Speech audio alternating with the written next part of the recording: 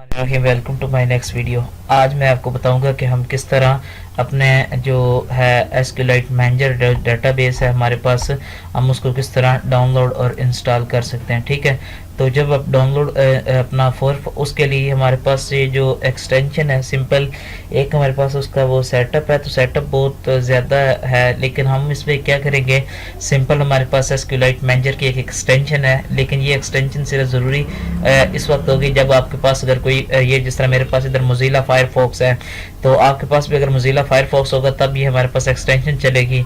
अगर आपके पास वो गूगल क्रोम वगैरह है तो उससे काम नहीं चलेगा, तो आपने फायरफॉक्स डाउनलोड कर लेना है।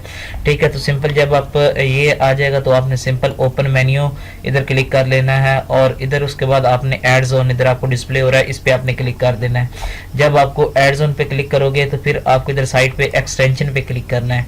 जब एक्सटेंशन पे क्लिक करोगे तो कुछ इस तरह का ये इधर एक फॉर्म तो शार्प होगा। उसके बाद आपने क्या करना है, सर्च पे जाना है, इधर आपने लिखना है एसक्यूएलाइट। ठीक है, जब आप लिख लोगे तो फिर एंटर प्रेस करना है। उसके बाद हमारे पास क्या होगा कि ये कुछ सर्चिंग हो जाएगी और इस तरह कुछ आपको डाटा शो हो जाएगा। तो आपको पहले नंबर पे ये एसक्यूएलाइट मैनेजर आप इधर देख सकते हो कि आपको ये पहले नंबर पे ही शो हो रहा है। तो जस्ट सिंपल आपने क्या करना है, इंस्टॉल पे क्लिक कर देना है। ये हमारे पास एक छोटी सी एक्सटेंशन है, ये कुछ ही सेकंड में हमारे पास क्या हो जाएगी, इंस्टॉल हो जाएगी। ठीक है, अभी जब आप कर रहे हो तो इधर आप देख सकते हो कि अभी हमारे पास वो लाइट शो हो रहा है कि हमें वो सही ब्लू कलर में शो नहीं हो रहा। तो उसके लिए जब आप इंस्टॉल कर लोगे तो आपने इसको रिस्टार्ट नाउ कर देना है ब्राउज़र को।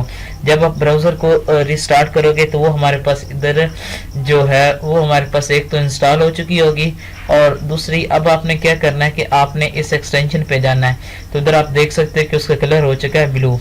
अब आप दोबारा इसको क्या करोगे, जब दोबारा आपने ओपन मेन्यू पे जाना है, अभी आपने क्या करना है कि उसको इधर ड्रैग करना है। तो उसके लिए सिंपल यही है कि आप क्या करो, ये कस्टमाइज पे क्लिक करो।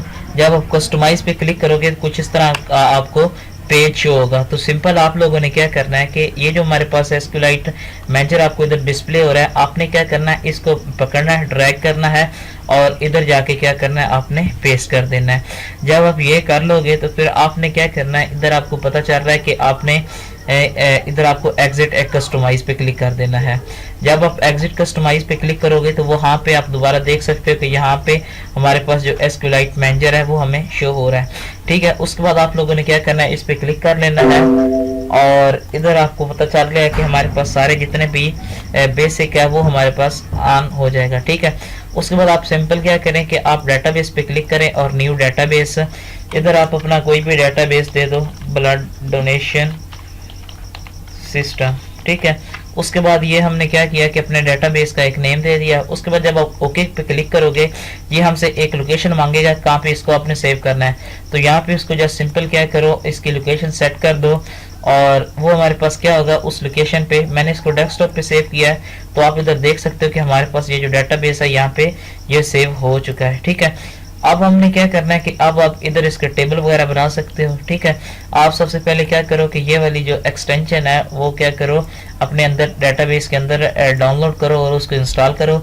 मैं आपको नेक्स्ट वीडियो में बताऊंगा कि हम इसको किस तरह कनेक्शन वगैरह करवा सकते हैं। तब तक के लिए अल्लाह हाफिज़।